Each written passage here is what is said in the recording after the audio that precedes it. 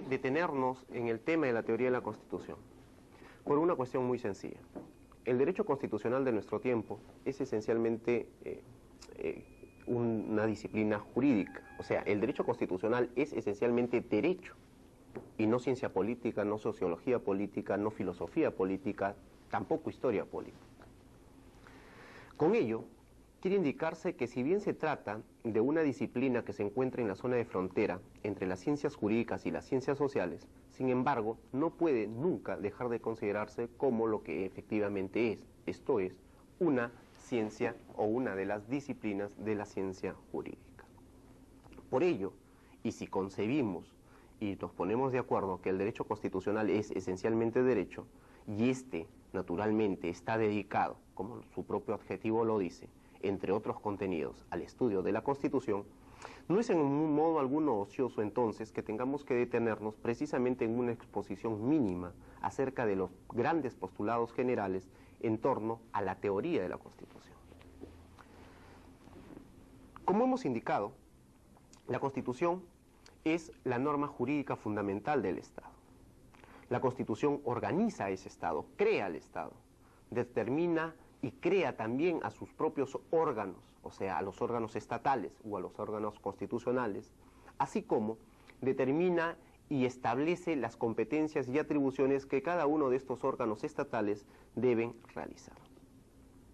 Aparte de esta función de organización del poder y también de limitación, porque al señalarle sus competencias y atribuciones lo que en buena cuenta está haciendo es precisamente limitarlos, la Constitución suele reconocer como un contenido esencial los principales derechos y libertades fundamentales de los individuos, al mismo tiempo que establece las garantías o procesos constitucionales indispensables para su real vigencia. Digo que se trata solamente del reconocimiento de los principales derechos y libertades fundamentales, esto es, aquellos atributos subjetivos que en un determinado momento histórico se consideran como esenciales, como fundamentales, porque se derivan de los principios de dignidad, libertad e igualdad. De hecho, las constituciones no suelen reconocer todos los derechos constitucionales. Por ejemplo, en el Perú, la Constitución de 1993 y a su turno la Constitución de 1979 han establecido una cláusula denominada la cláusula de los derechos no enumerados, por virtud del cual se establece en buena cuenta que, pese a que la Constitución haya reconocido un conjunto bastante extenso y prolongado de derechos, ello no quiere decir, bajo ningún punto de vista, que solamente aquellos derechos reconocidos, aquellos derechos escritos, sean los únicos. ¿Por qué? Porque eventualmente pueden existir otro tipo de derechos que, desprendiéndose del principio de dignidad de la persona, de la forma republicana de gobierno, del principio democrático, ameriten en un determinado momento ser incorporados en la calidad de derechos constitucionales.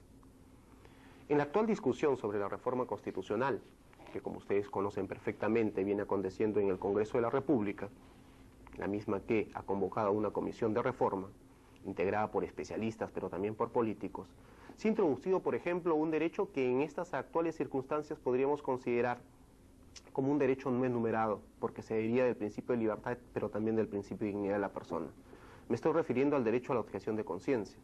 El derecho a la objeción de conciencia es aquel atributo subjetivo por virtud del cual una persona puede inhibirse, abstenerse de realizar un comportamiento probablemente jurídicamente exigido, o sea, un comportamiento debido de acuerdo con ese ordenamiento jurídico, con el ordenamiento jurídico nuestro, en función de determinado tipo de creencias religiosas, éticas, morales, o simplemente estrictamente individuales.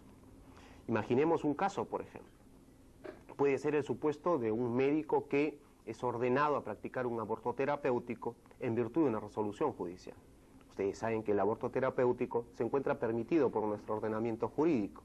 Pues bien, dado que existe una resolución judicial que obliga en determinados supuestos de que se practique ese aborto terapéutico, puede acontecer perfectamente que este médico, en función de sus creencias religiosas, se considere que no debe efectuar este tipo de conductas. Pues, ¿por qué? Por una cuestión muy sencilla, porque al final quitar la vida al fruto de la concepción no es otra cosa que matar, y que, de acuerdo con sus convicciones, reitero, religiosas, muy propias, muy personales y por tanto respetables, ello no está dentro del tipo de conductas que su profesión puede haberle asignado.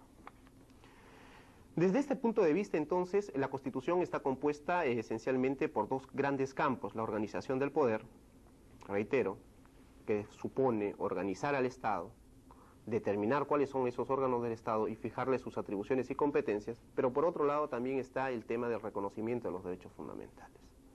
Al mismo tiempo, dijimos, de que del reconocimiento de los derechos fundamentales se han establecido también procesos constitucionales, y no solamente instrumentos procesales dedicados a la defensa, a la preservación, a la custodia de esa norma constitucional, sino también órganos ad hoc especializados en ese tipo de defensas.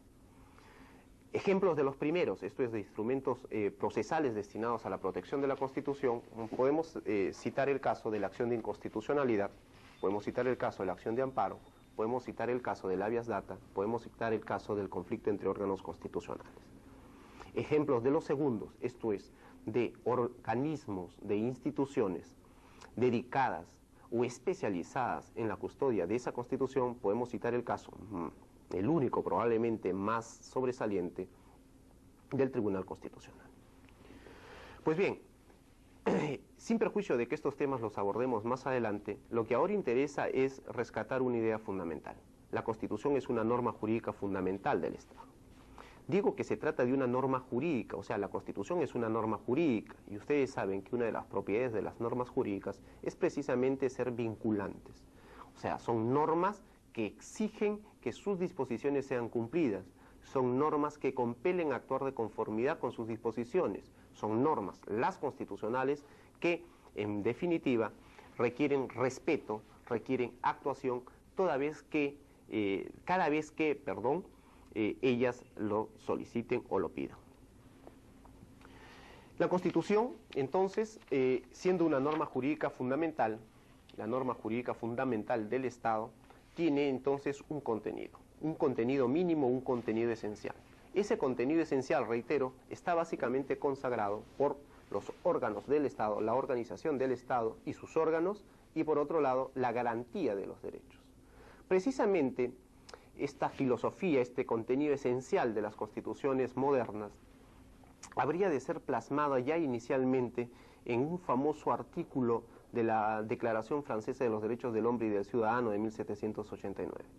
Me estoy refiriendo al artículo 16 de aquella declaración, que establecía que todo Estado que no tenga señalada la división de poderes y garantizados los derechos, simplemente no tenía Constitución. Ahora bien, tratar, sin embargo, de entender a la Constitución, comprenderla, estudiarla desde una perspectiva del derecho constitucional, exige que cuando menos tengamos presente de que las constituciones no son iguales en todas partes. Por ello, con el objeto de estudiarla de una manera más útil, en la doctrina se han intentado diversas tipologías para clasificar a la Constitución, para comprenderla mejor, si se puede.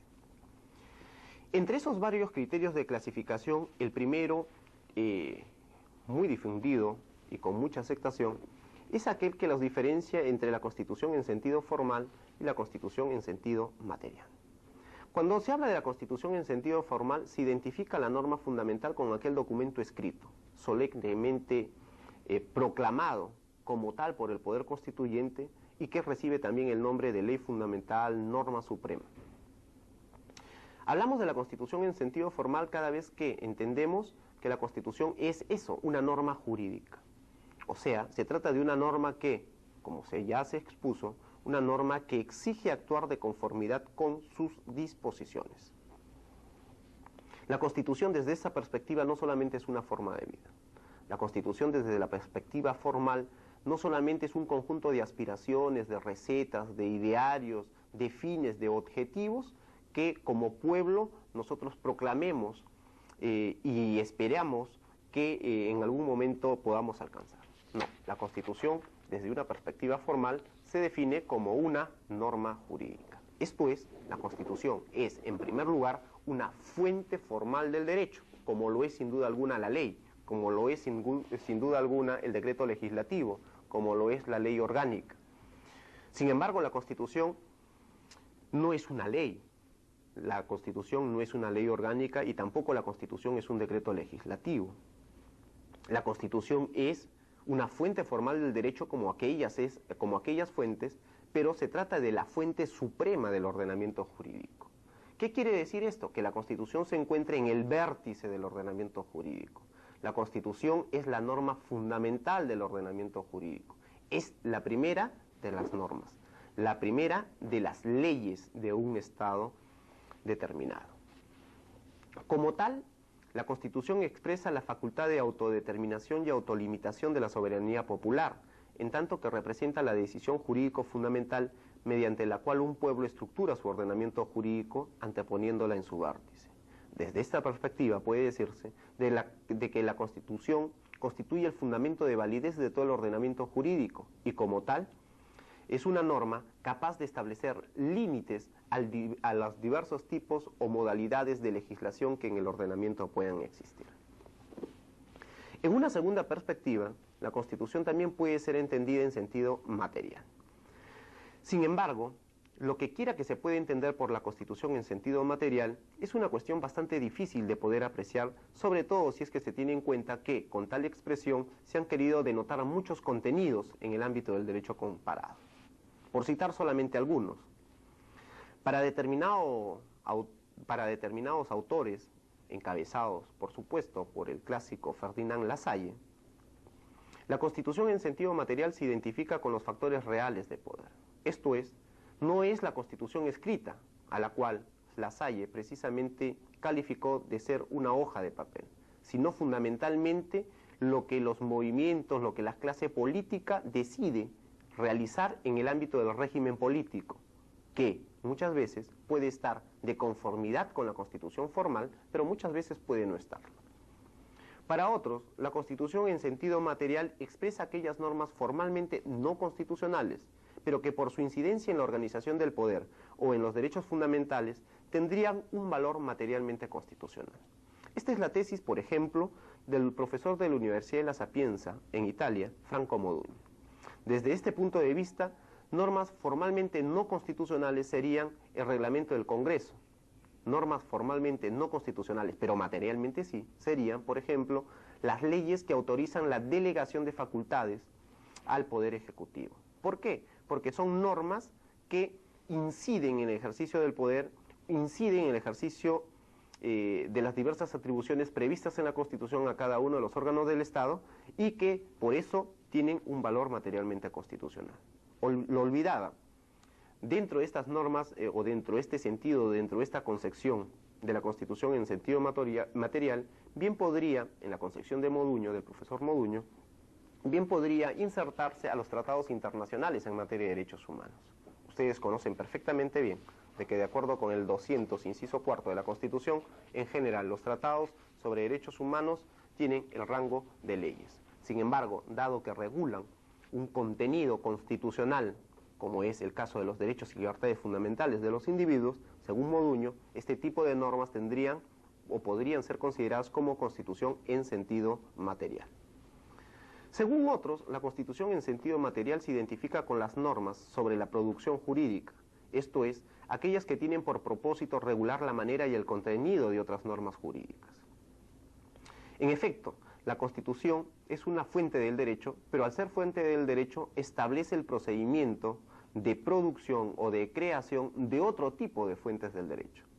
Es el caso, por ejemplo, del artículo 106 de la Constitución, que al crear la ley orgánica establece el procedimiento de su aprobación y las materias que esa ley orgánica puede regular. Sin embargo, en el caso del artículo 106 de la Constitución estamos frente a una norma formalmente constitucional, pero que al mismo tiempo constituye una norma sobre la producción jurídica. Distinto es el caso, pero que podría ser considerado como una norma que forma parte de la Constitución en sentido material.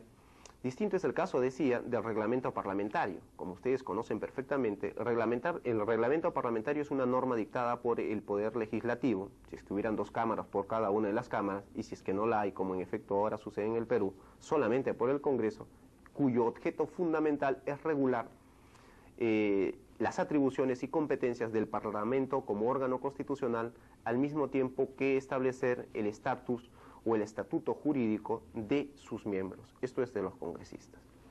Sin embargo, el reglamento parlamentario tiene una función primordial cuando se trata de aprobar las leyes cuyo origen, ¿no es verdad?, es en el Parlamento de la República. Desde este punto de vista, por lo demás sostenido por Hans Kelsen, el reglamento parlamentario sería una norma materialmente constitucional. Una norma materialmente constitucional, ¿por qué? Porque incide en el proceso de producción de otro tipo de fuentes. Si se trata de reglamento parlamentario y en él aparece regulado el tema de la iniciativa legislativa, del procedimiento de discusión, de aprobación, de sanción, de promulgación y en algunos casos hasta de publicación, ¿no es verdad? Y cualquiera de estas partes se encuentra regulado en ese reglamento y por tanto regulan el proceso de producción jurídica de las fuentes de origen parlamentario, se dice, o según Kelsen, sería una norma materialmente constitucional. Finalmente, también existen aquellos planteos que identifican a la Constitución en sentido material con el régimen constitucional efectivamente vivido. Esto es, con el conjunto de costumbres, prácticas y mutaciones de carácter constitucional que acontecen en un determinado Estado. En este último supuesto ya no estamos frente a un determinado tipo de normas jurídicas, aun cuando no formalmente constitucionales. Estamos, por el contrario, frente a prácticas, frente a costumbres, frente a cambios no normativos, que eventualmente tienen un contenido constitucional, esto es, atañen a la organización del Estado y al reconocimiento de derechos y libertades fundamentales. Según este planteo, constitución en sentido material, entonces se identificaría con actos o hechos no normativos desde el punto de vista formal, sino frente a actos u hechos, caso de las prácticas, caso de las convenciones, caso de las costumbres, caso de las mutaciones, que por su incidencia o por abordar un contenido que tiene que ver con el contenido esencial de la Constitución, sería o formaría parte de ese concepto de Constitución en sentido material. En segundo lugar, dentro de la tipología de las constituciones es posible encontrar aquellas que la diferencian en función de su estructura. Desde este punto de vista, las constituciones pueden ser de dos clases.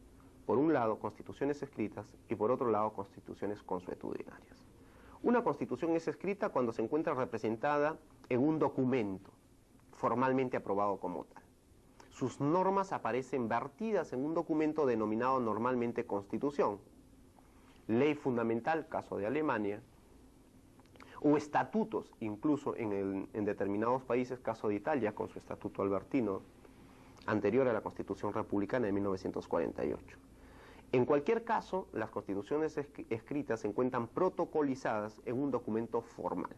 Han sido aprobadas por un poder constituyente, expresamente convocado con tal fin, y sus normas son posibles de conocerse por cualquier ciudadano u operador jurídico. Esta tendencia a plasmar el contrato social, esto es, la organización, pasar del estado de naturaleza, en el famoso planteamiento, ¿no es verdad?, de los viejos liberales, en un documento escrito, se debe esencialmente a la práctica constitucional norteamericana, cuya Constitución de 1787 constituye en rigor la primera de las constituciones que en el sentido preciso y moderno del término caben considerarse como tal. En cambio, son constituciones consuetudinarias aquellas que no constan en un documento formal y cuya existencia se basa en una serie de prácticas que atañen con la organización del Estado y los derechos de los individuos. Son constituciones consuetudinarias, en concreto, aquellas constituciones que se basan, o sea, constituciones en el sentido que determinan la organización del Estado y el reconocimiento de los derechos y libertades fundamentales, pero que no se encuentran protocolizados en un documento escrito como tal.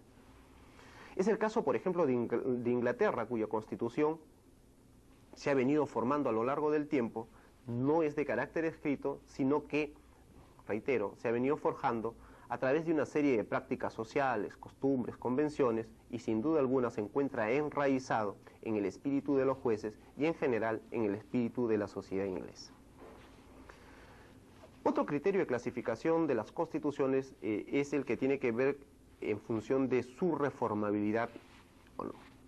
Desde este punto de vista, las constituciones pueden ser de dos clases: constituciones rígidas y constituciones flexibles. Una constitución es rígida cuando su procedimiento de reforma se diferencia del procedimiento que se adopta para aprobar una ley ordinaria. Se trata, en estos casos, de un procedimiento que se caracteriza por presentarse con un carácter más o menos forzado y distinto del procedimiento para la aprobación de la ley. Precisamente es rígida, ¿por qué? Porque establece un procedimiento gravoso que tiene que transitar el órgano o el poder instituido por la Constitución para modificar válidamente la Constitución. Y es rígida precisamente porque no puede ser cambiada por leyes, dado que el procedimiento de elaboración por las leyes y el procedimiento para iniciar o para realizar una reforma constitucional difieren en lo absoluto. Normalmente esta diferencia radica en que el procedimiento para aprobar una reforma constitucional, caso del Perú, por ejemplo, si usted revisa su artículo 206 de la Constitución, establece en relación con los requisitos y el procedimiento para aprobar una ley. En cambio, una constitución es flexible cuando su procedimiento de reforma constitucional no se diferencia en modo alguno del que rige para aprobar una ley. En tales casos, dado que no existe un procedimiento reforzado ni tampoco diferenciado, estas constituciones flexibles bien podrían ser reformadas por simples leyes, incluso sin necesidad de decir que se está reformando la Constitución. Desde este punto de vista, además, no hay mucha diferencia entre lo que es la Constitución en cuanto fuente formal del derecho, fuente suprema, además, y la ley, dado que para modificar la Constitución simplemente hay que expedir una nueva ley, entonces la posición entre Constitución y ley en ese ordenamiento jurídico viene a finalmente terminar en lo mismo. Constitución y ley terminan siendo normas del mismo rango. Este último criterio, o sea, el de diferenciarlos entre constituciones rígidas y flexibles, ha sido objeto en los últimos años de algunos cuestionamientos. Por un lado, porque casi la totalidad de constituciones establecen un procedimiento de reforma constitucional diferenciado del procedimiento para aprobar una ley. En efecto, muy pocas son las constituciones que no establecen un procedimiento de reforma constitucional, si es que hay alguna. Y entre ese grueso de constituciones que establecen un procedimiento especial de reforma constitucional, no hay ciertamente ninguna que no diferencie ese procedimiento con aquel que rige para aprobar una simple ley.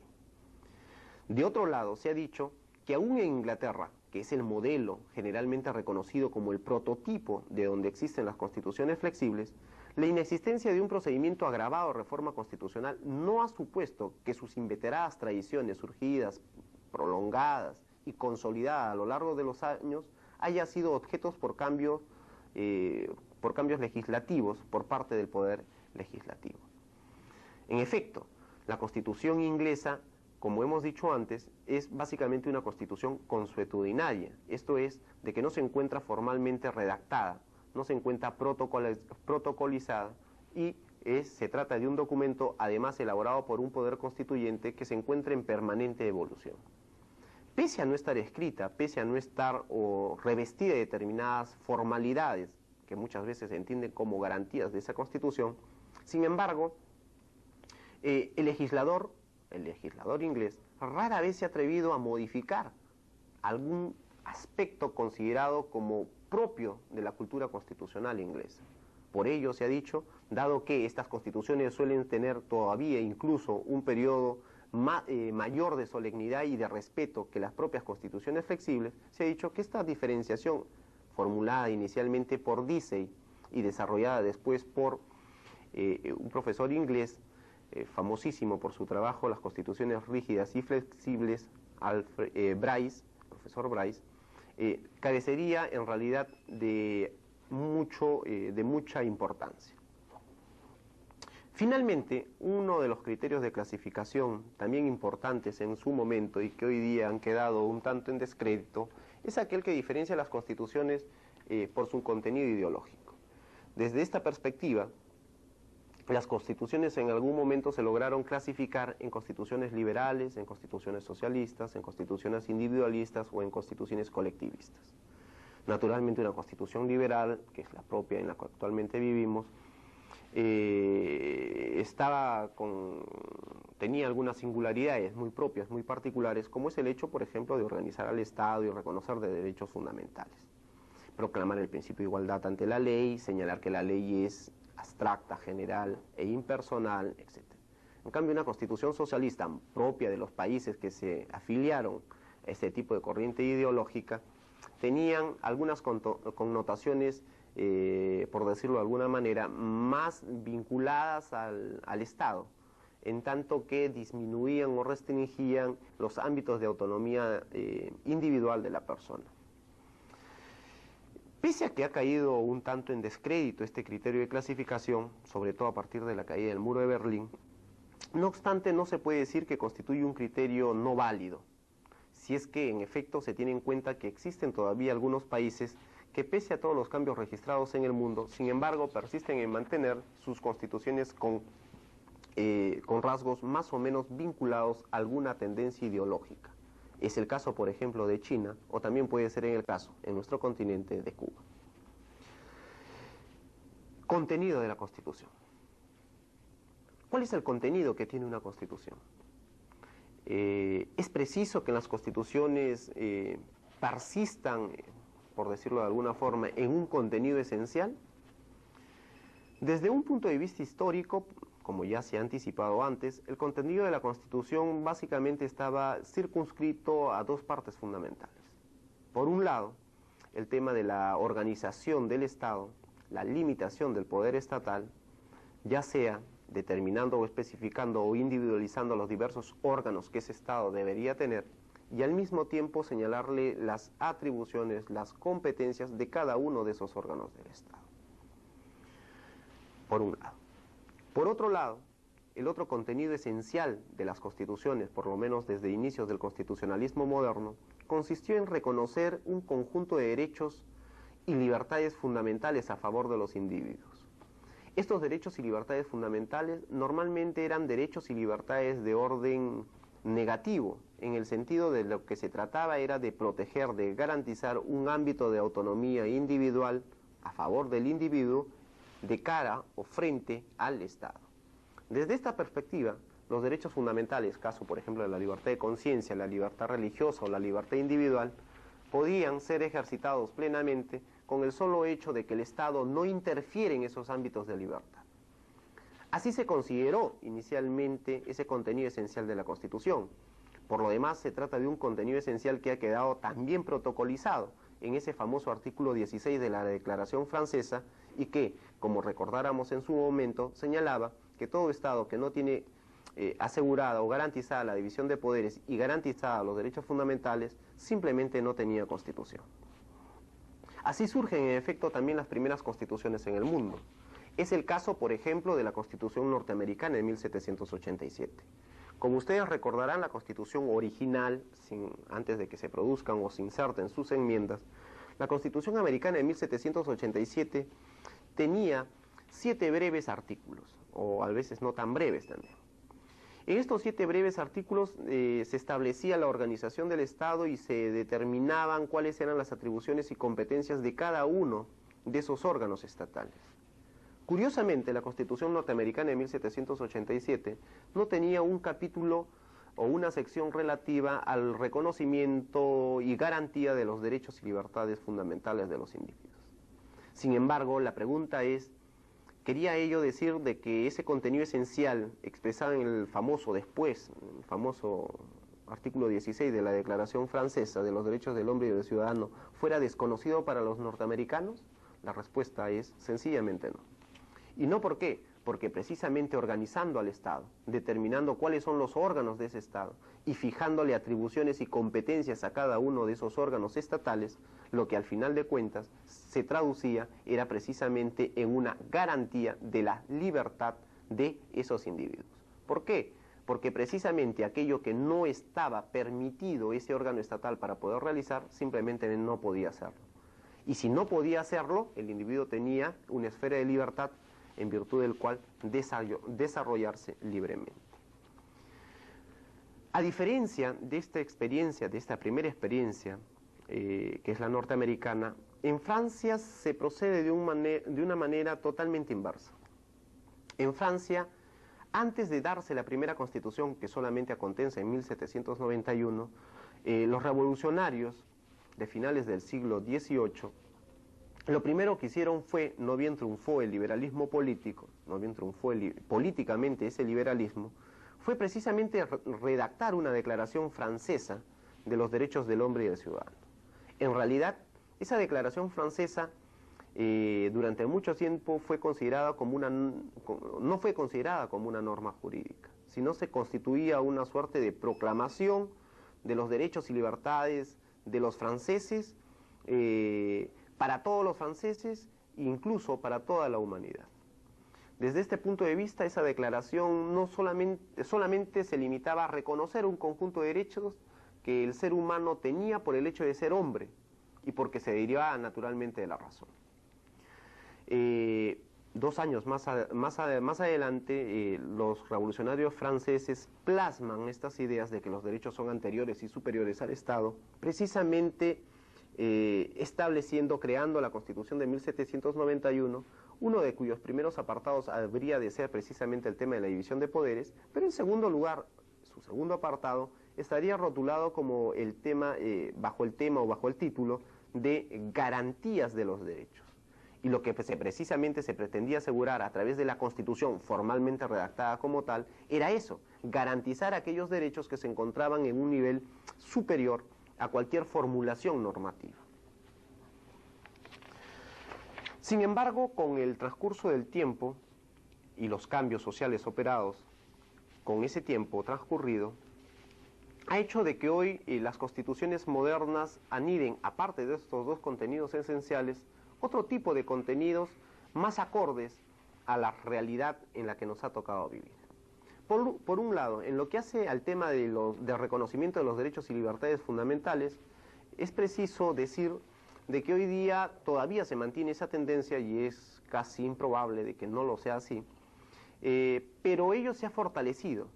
¿Por qué? Porque al lado de los derechos de contenido negativo, las libertades negativas, esto es, aquellas que protegían un ámbito de libertad frente al Estado para que el Estado no interfiriera, hoy día se han adherido a ellas las que se conocen como libertades positivas o en un lenguaje mucho más común en el ámbito del derecho constitucional, como los famosos o denominados derechos sociales, culturales y económicos.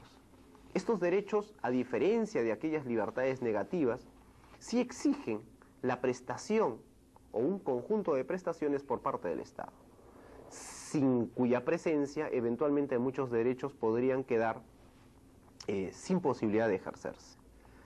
Pero al lado de este desarrollo del constitucionalismo social que ha supuesto ciertamente la introducción de los derechos sociales como una garantía mínima también de las constituciones modernas, se ha establecido lo que se denomina o se ha venido a denominar la Constitución económica. ¿Qué es lo que contiene la Constitución económica? Concretamente las normas, ¿no es verdad?, que regulan la actividad de la economía en el ámbito del Estado y que se consideran como fundamentales.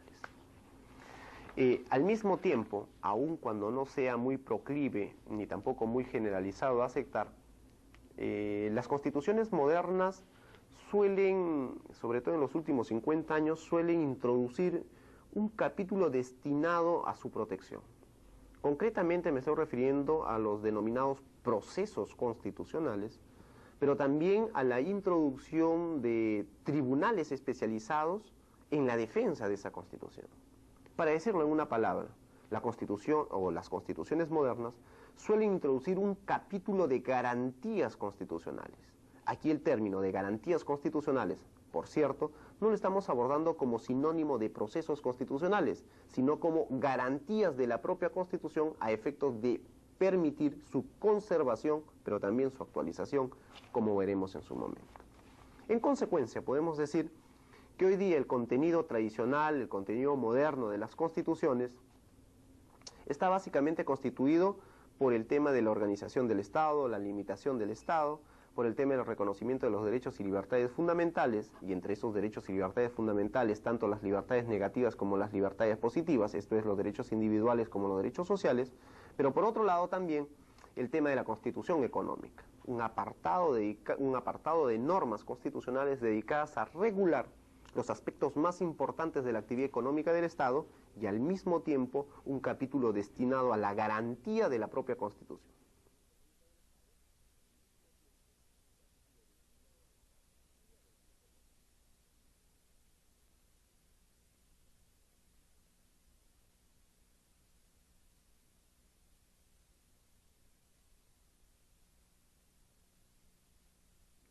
El significado de la Constitución como norma jurídica.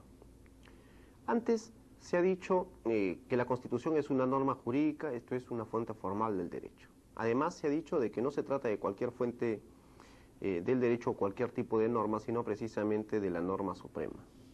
La pregunta ahora es, entonces, ¿por qué se habla de ello? ¿Por qué se habla de que la Constitución sea una norma? En primer lugar, podríamos decir casi como conclusión que es una norma porque su contenido vincula a todos. Esto es, la Constitución es una norma que exige actuar de conformidad con sus disposiciones, que compele actuar con respeto a ella y sanciona como antijurídicas, esto es, como anticonstitucionales o inconstitucionales, cualquier tipo de actos, de conductas o de normas que precisamente tengan por objeto violarla, transgredirla o afectarla. Y se viola tanto a la Constitución cuando se hace algo que ella manda, que ella prohíbe, como cuando se deja de hacer algo que ella manda. Pero decimos que esta aseveración del significado de la Constitución como norma jurídica es básicamente su consecuencia o es la conclusión, porque en realidad antes está un dato preliminar. La Constitución es una norma porque ella expresa la decisión jurídico fundamental de quien detenta la soberanía. Esto es una decisión por virtud del cual el poder constituyente, que es un poder político por naturaleza, un poder desnudo por naturaleza, formaliza un conjunto de reglas mínimas y esenciales para la convivencia social. Del poder constituyente como un poder absolutamente soberano o políticamente soberano, en virtud de su obra, se pasa a una Constitución jurídicamente soberana o jurídicamente suprema, lo que se conoce como supremacía constitucional. La Constitución es la norma jurídica fundamental o suprema, además, porque ella es precisamente la creación de ese poder constituyente.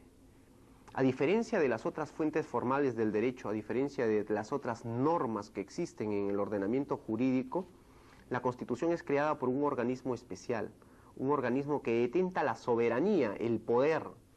Ese órgano es el poder constituyente. Mientras que las otras normas, las leyes, los decretos legislativos, las leyes orgánicas, los decretos supremos o cualquier otro tipo de normas son creadas por los poderes constituidos, esto es, por aquellos órganos a los que la Constitución les ha dotado de poderes normativos y les ha establecido determinados procedimientos para su aprobación, pero al mismo tiempo les ha establecido determinados límites de orden material, es decir, contenidos que las leyes, que las disposiciones creadas por estos poderes constituidos no pueden afectar. Las constituciones la Constitución tiene como finalidad, en primer lugar, organizar el poder, en segundo lugar, limitarlo, y en tercer lugar, justificar o legitimar la actividad estatal. Organiza el poder cuando crea el Estado, cuando determina o individualiza cada uno de sus órganos, cuando fija sus competencias, y limita ese poder precisamente cuando se trata de determinar o cuando se trata de individualizar qué tipo de atribuciones tiene cada uno de esos órganos. Si, por ejemplo, yo digo de que el Ministerio de Justicia se encarga de ver todo lo que tiene que ver con el aparato de justicia de un determinado Estado y no prohíbo que ese Ministerio de Justicia pueda eventualmente construir hospitales, colegios, postas médicas, el Ministerio de Justicia no podría decir, dado que no me lo han prohibido, en consecuencia está permitido. No, lo único que está permitido es lo único que puede hacer ese órgano estatal. A diferencia de lo que sucede con las libertades fundamentales. El ser humano es por esencia libre, y como es por esencia libre, solamente está prohibido de hacer aquello que la ley prohíbe que haga, ¿verdad? Por un lado rige el principio de libertad natural. Las personas pueden hacer todo aquello en la medida en que ese aquello no esté prohibido por la ley. En cambio, los órganos públicos solamente pueden hacer, y nada más que eso pueden hacer, que se les ha autorizado como una actividad propia que entra dentro de sus atribuciones. Finalmente, decíamos, la Constitución también justifica la acción estatal. La Constitución, si es que se quisiera o se pretendiera definir como desde una perspectiva no tanto jurídica, la Constitución es una forma de vida. ¿En qué sentido? En el sentido de que allí aparecen recogido un conjunto de aspiraciones que como pueblo aspiramos a alcanzar. Y decimos que justifica la acción estatal, ¿por qué? Porque precisamente el Estado es un ente artificial creado exprofesamente por el poder constituyente a fin de que sirva a esos individuos que en definitiva ostentan la soberanía cuando son conceptualizados como un pueblo abstractamente considerado. En segundo lugar, la Constitución es una norma jurídica o tiene el significado de ser una norma jurídica porque se trata de una fuente formal del derecho del más alto rango. ¿Y por qué es una fuente formal del derecho? Por un lado, porque establece el procedimiento de elaboración de las demás fuentes del derecho. En segundo lugar, determina cuáles son los órganos dotados de poderes normativos, esto es, aquellos poderes constituidos que pueden expedir determinado tipo de fuentes formales del derecho. Es el caso, por ejemplo, del Poder Ejecutivo en relación con los decretos de urgencia o los decretos legislativos, previa delegación o previa autorización del Poder Legislativo. Es el caso de las leyes ordinarias o las leyes orgánicas en relación con el Poder Legislativo. El Poder Ejecutivo no puede dictar ni una ley orgánica ni una ley ordinaria, pero a su vez el Poder Legislativo tampoco puede dictar un decreto de urgencia ni un decreto legislativo.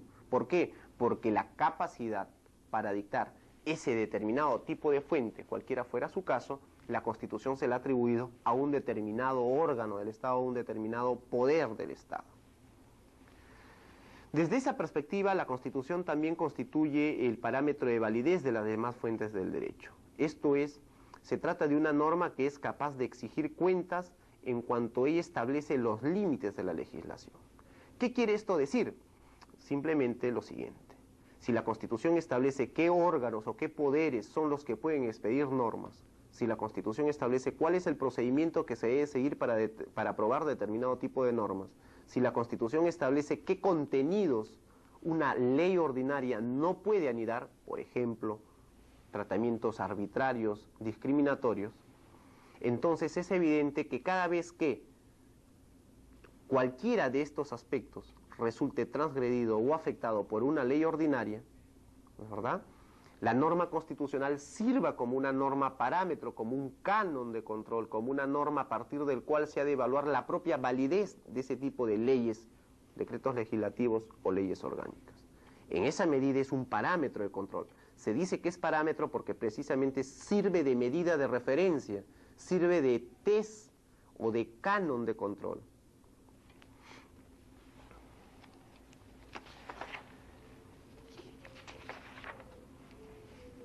Inviolabilidad de la Constitución. Cuando se habla de la inviolabilidad de la Constitución, no se quiere decir que la Constitución nunca sea vulnerada. No, lo que se busca es expresar que la capacidad que tiene esa Constitución para resistir frente a determinado tipo de actos o de normas. En una palabra, porque es imposible, jurídicamente hablando, que la Constitución pueda ser modificada o cambiada si no es siguiendo sus propios postulados. Por ello, como antes decíamos, las constituciones establecen órganos y procesos destinados a su defensa. La inviolabilidad entonces de la Constitución tiene que ver con el tema de qué es lo que sucede cuando un acto o una norma es aprobado en oposición a esa Constitución. La Constitución no es capaz por sí misma de impedir que se produzcan ese determinado tipo de comportamientos, de actos o de normas, pero cuando se produzcan sí es capaz de expulsar del ordenamiento ese tipo de actos precisamente por ser inconstitucionales. Un tema esencial y muy importante en el caso de la teoría de la Constitución tiene que ver con el tema de la peculiaridad de las normas constitucionales. Aquí ya no nos referimos a las constituciones en abstracto, sino nos referimos a la Constitución en concreto y a cada una de sus disposiciones o cada una de las disposiciones que ellas puedan anidar. Sin duda alguna, y en esto no hay nada más que dar una leída mínima del texto constitucional, nosotros podemos efectivamente apreciar de que cualquier norma constitucional difiere en absoluto de cualquier otra norma jurídica que puede existir en el ordenamiento jurídico. Normalmente las normas constitucionales son normas que tienen una estructura, para empezar, una estructura incompleta. ¿Qué quiere decirse con esto? De que son normas que a veces establecen un supuesto jurídico, pero no establecen su consecuencia. O a veces establecen una consecuencia y el supuesto no aparece del todo claro. A veces, en el común de los casos, las normas constitucionales son demasiado abiertas, son demasiado valorativas, contienen, esto es, valores o a veces principios constitucionales. Por ello, se ha llegado a hablar en la doctrina de la existencia de normas completas o normas operativas, pero también de normas incompletas o de normas programáticas. Se dice que una norma constitucional es completa o también una norma constitucional es de carácter operativo, porque esa norma constitucional no requiere de ningún tipo de actos o de leyes, ¿sí?, que puedan eventualmente desarrollarla a fin de que esa norma constitucional pueda adquirir eficacia. Es lo que sucede normalmente con todo el tema de la organización y asignación de atribuciones y competencias a los órganos del Estado. Por ejemplo, de que la Constitución haya señalado que el Poder Legislativo es un órgano como tal, no es una norma constitucional que requiera de algún tipo de desarrollo a efectos de poder adquirir eficacia. No vigencia, porque la vigencia se supone que viene dada por el hecho de haber sido protocolizado, ¿no es verdad?, con la promulgación de la Constitución. No nos estamos refiriendo a la vigencia, nos estamos refiriendo a la posibilidad de alcanzar eficacia, resultados concretos y efectivos en el mundo social. Las normas operativas, resumiendo, no son normas que requieran o de actos o de legislación de desarrollo para alcanzar eficacia. A diferencia de lo que sucede con las normas incompletas o con las denominadas normas programáticas. Estas sí son normas que, pese a tener vigencia, porque fueron promulgadas, reitero, por el Poder Constituyente, sin embargo, para adquirir eficacia requieren de algún tipo de desarrollo legislativo, de algún tipo de realización o de prestaciones estatales. En la Constitución peruana existe el artículo 7, por ejemplo, cuya segunda parte habla de una protección especial al cual se encuentran sujetos los incapacitados físicos o mentales. Dice la norma constitucional que ese régimen especial se encuentra derivado, por un lado, por un régimen legal y por otro lado, por un régimen de adaptación y de recuperación de su salud. Cuando habla de un régimen especial, la Constitución efectivamente establece un mandato por virtud del cual esos incapacitados físicos o mentales han de tener un conjunto probablemente de derechos muy distintos a aquellos que no tienen la condición de incapacitados físicos o mentales. Sin embargo, en la medida en que la Constitución proclama que ese régimen legal debe implementarse por el legislador, en la medida en que no existe régimen legal, se tratará de una norma constitucional vigente pero ineficaz. Ineficaz entre tanto el legislador no cumpla con dictar las normas. ¿Y qué sucede si dicta las normas y sin embargo es impedido físico o mental? No puede, por ejemplo, rehabilitarse en un nosocomio estatal. En esos casos se tratará de una norma constitucional que requiere de un desarrollo legislativo, pero que también requiere simultáneamente de prestaciones estatales. Por ejemplo, infraestructura médica, ¿no es verdad?, hospitales, postas, probablemente pago de médicos, probablemente pago de medicinas, probablemente pago de enfermeras, etc. En este tipo de casos, o sea, estos últimos supuestos, no se trata de normas legislativas que el legislador debe dictar a fin de que la cláusula constitucional pueda adquirir eficacia, sino de otro tipo de prestaciones, que si queremos llamarlo de alguna forma, bien podríamos denominar como prestaciones administrativas. En suma, las normas programáticas o normas incompletas son aquellas que para alcanzar su eficacia, para adquirir su eficacia, requieren o bien de prestaciones legislativas, esto es desarrollo legislativo, o bien de prestaciones administrativas. Sin embargo, el hecho de que estas normas constitucionales, las programáticas, no puedan adquirir un grado de eficacia similar al caso de las normas operativas, ello no quiere decir que no se trate de una norma constitucional, esto es, de que no sea una norma jurídica en el sentido de que vincula, que obliga, que compele a actuar de conformidad con sus disposiciones. El hecho de que no pueda adquirir eficacia en un determinado momento, en primer lugar, no quiere decir que pierda su condición de norma jurídica. En ese sentido, los tribunales constitucionales y la doctrina, casi de manera generalizada, han reconocido en ellos determinado tipo de capacidades. Por un lado, como todas las normas constitucionales, sirven de parámetro de control. ¿Qué quiere esto decir? Que si eventualmente, por ejemplo, el legislador no regulara o regulándolo lo hiciere de manera que no atienda a los fines programados por la norma constitucional, la rehabilitación, por ejemplo, en el caso de los impedidos físicos y mentales, eventualmente esa norma puede considerarse como inconstitucional. En el caso de estas normas programáticas o normas incluso a veces que requieran gastos del Estado, existe una norma constitucional, una cláusula constitucional en el capítulo de las disposiciones finales y transitorias de la Constitución que establece más o menos lo siguiente. Cada vez que una norma constitucional requiera nuevos o mayores gastos, estas normas se aplican progresivamente. ¿Qué quiere esto decir? Quiere decir esto, por ejemplo, que el legislador, tratándose de una norma que requiere de prestaciones administrativas, una norma constitucional que requiere de prestaciones administrativas, está obligado a implementarlas, es decir, a dotarles de eficacia de manera progresiva y no de un momento a otro. Sin embargo, le está prohibido al legislador, dado que se trata de un mandato de progresividad, le está prohibido al legislador implementar medidas regresivas. Por ejemplo, aun cuando ese tipo de normas constitucionales, las que requieren nuevos y mayores gastos, no puedan adquirir eficacia inmediata, sin embargo sirven, por ejemplo, como parámetro de control de este tipo de legislación que pueda tratar de irse, en vez de progresivamente, en forma regresiva. En tercer lugar, o en segundo lugar, estas normas constitucionales programáticas son normas capaces por sí mismas de invalidar legislación creada en oposición a ella.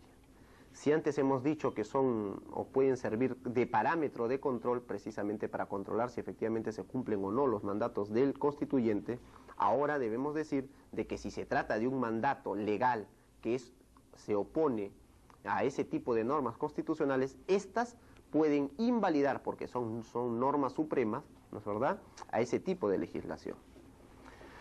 Finalmente, estas normas constitucionales programáticas sirven también como parámetro interpretativo de las leyes. ¿Qué quiere esto decir? De que las leyes deben ser interpretadas, las leyes que el legislador expida deben ser interpretadas de conformidad con los fines u objetivos que este tipo de normas constitucionales han previsto. Sin embargo, no se tratan de las únicas peculiaridades de la norma constitucional. Las normas constitucionales también gozan de otro conjunto de peculiaridades. Solamente quisiéramos referirnos a un breve esquema que tal vez pueda ser útil en orden a comprender esa peculiaridad de la norma constitucional. Por un lado, y como dijimos al principio, se tratan de normas abiertas.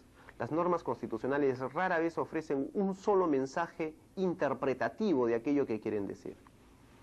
Esto, por ejemplo, podemos tratar de presentarlo con un ejemplo que no por simplista pueda ser menos gráfico de esta problemática, con aquella cláusula constitucional que señala, por ejemplo, de que la capital de la República del Perú es la ciudad de Lima. Se trata en principio de una norma constitucional que no ofrecería ningún tipo de problemas interpretativos porque es evidente que la ciudad de Lima es la capital de la República del Perú. Sin embargo, hemos dicho que las normas constitucionales, casi todas ellas, tienen contenidos abiertos, esto es, que ofrecen más de una posibilidad interpretativa. Habría, por tanto, que preguntarse cómo este tipo de cláusulas constitucionales son también al mismo tiempo, pese a lo que evidentemente parece no ser, normas abiertas. Y entonces tendríamos que preguntarnos a qué se refiere la Constitución cuando habla de la ciudad de Lima. ¿Se refiere al cercado histórico, al centro histórico, perdón? O si en su momento se diera al distrito del cercado de Lima, ¿se refiere a la provincia, al departamento o acaso en un determinado momento a la región? ¿A qué se refiere? ¿Cuál es la capital de la República del Perú? ¿A qué se refiere la Constitución cuando habla de la ciudad de Lima? Como vemos, existe por lo menos aquí ya un problema de interpretación de esas normas constitucionales. ¿Y qué nos sucederá, por ejemplo, cuando se habla del derecho de igualdad, cuando se habla del derecho a la vida? ¿Qué nos sucederá cuando se habla de la dignidad de la persona? ¿Qué nos sucederá cuando se habla del principio del pluralismo político? ¿Qué no se dirá o qué no se ofrecerá cuando se habla de cualquier otro tipo de norma constitucional con un notorio ingrediente de orden abierto? En segundo lugar, también las normas constitucionales son normas valorativas. Y esto es así porque las normas constitucionales, no se olviden, constituyen la norma jurídico fundamental de un Estado. Y lo fundamental no solamente es un adjetivo que se utiliza por expresar la jerarquía de la norma constitucional, sino también para expresar el tipo de materias que la Constitución suele anidar en su interior. Desde esta perspectiva, por ejemplo, las constituciones, y la Constitución peruana no se escapa de ello, insertan o reconocen, por ejemplo, el principio de dignidad de la persona. ¿Qué es lo que sea la dignidad? ¿Cuándo se trate dignamente a una persona y cuándo no lo sea? ¿Qué es lo que sea un tratamiento discriminatorio o qué es lo que sea la razonabilidad de una medida o de un acto restrictivo de un derecho fundamental? Son, por citar solamente 3 casos, ejemplos de normas constitucionales extremadamente valorativas. En tercer lugar, debe recordarse que las normas constitucionales no constituyen un plan de gobierno, el plan de gobierno precisamente de aquel sector político en el poder durante el acto de promulgación de la Constitución. La norma constitucional, como dijimos en su momento, constituye una forma de vida, un conjunto de normas lo suficientemente amplias, lo suficientemente plurales como para permitir el desenvolvimiento de muchos gobiernos. Y es que no se puede olvidar de que la Constitución siempre tiene una pretensión de permanencia indeterminada en el tiempo, a diferencia, por ejemplo, de lo que sucede con las leyes ordinarias, cuyo fin es más instrumental en relación con las normas constitucionales. Y en cuarto lugar, podríamos decir de que las normas constitucionales nunca determinan la solución a un caso concreto, como eventualmente sí lo pueden hacer las leyes ordinarias. En quinto lugar, como antes ya expresamos algo, las normas constitucionales son normas cuya pretensión de permanencia o de validez es sine die, esto es sin un periodo determinado. Las constituciones se promulgan con el objeto de regir indeterminadamente, indefinidamente, y precisamente para que el transcurso del tiempo no ocasione averías en el propio respeto de la Constitución, en el propio sentido de la Constitución, esas normas constitucionales establecen un procedimiento de reforma, que no solamente es modificar un precepto por otro, sino que esencialmente tiene la finalidad de actualizar esos postulados constitucionales. Esta característica, esta pretensión de permanencia indeterminada o sine die de las normas constitucionales, sin duda alguna no la tienen las leyes. Finalmente, una característica importante puede ser aquella que indica que las normas constitucionales no imponen una labor de ejecución al legislador. Las normas constitucionales representan o expresan también el pluralismo al interior de cada una de ellas. Esto es, constituyen marcos lo suficientemente abiertos dentro de los cuales el legislador puede desarrollarse. Un ejemplo de este tipo de circunstancias puede eventualmente abordarse a partir del artículo 27 de la Constitución. ¿Qué establece ese artículo 27 de la Constitución? Establece, en concreto, que la ley otorga una adecuada protección contra el despido arbitrario. Habría que preguntarse qué es lo que garantiza esta norma constitucional, este artículo 27, el derecho a no ser despedido arbitrariamente o el derecho a una protección adecuada en caso de producirse el despido arbitrario. A nuestro juicio, esa norma constitucional garantiza esencialmente el derecho a una protección adecuada en caso de producirse el despido arbitrario. Pero cuidado, la Constitución dice que solamente tenemos derecho a una protección adecuada, pero no indica en qué consiste esa protección adecuada, cuáles son los términos de esa protección adecuada. ¿Y qué es lo que dice la Constitución al propósito de ello? Que la ley otorga adecuada protección, o sea, es la ley la que debe desarrollar los términos conforme a los cuales puede comprenderse esa protección adecuada. Dentro de esas múltiples posibilidades en virtud del cual el legislador puede desarrollar el tema de la protección adecuada, por ejemplo, podemos, solamente por poner términos totalmente contrapuestos, podemos trabajar dos hipótesis extremas por lo demás. Una de ellas puede ser una perspectiva reparadora, por decirlo de alguna forma. De acuerdo con esta, cada vez que se produzca un despido arbitrario, de lo que se trata es de reparar al trabajador por ese despido. Esta es una opción, por lo demás, recogida por nuestra legislación actual. De conformidad con las leyes vigentes, cada vez que se produce un despido arbitrario, el trabajador tiene derecho a una indemnización por un determinado monto de dinero. Pero en segundo lugar puede también abordarse la misma protección adecuada contra el despido arbitrario desde una perspectiva preventiva. Esto es, en vez de que se produzca el despido arbitrario, evitar, ¿no es verdad?, con un determinado tipo de medidas que esto pueda acontecer. Por ejemplo, señalando de que solamente se puede despedir a un trabajador previo procedimiento administrativo, disciplinario, y en la medida en que se compruebe de que ese trabajador haya sido objeto o haya cometido una infracción de orden laboral. Se tratan de dos opciones contrapuestas, porque entre una y otra hay pues enorme diferencia. Sin embargo, se tratan de dos opciones que caben dentro de esas opciones por las cuales el legislador puede adoptar.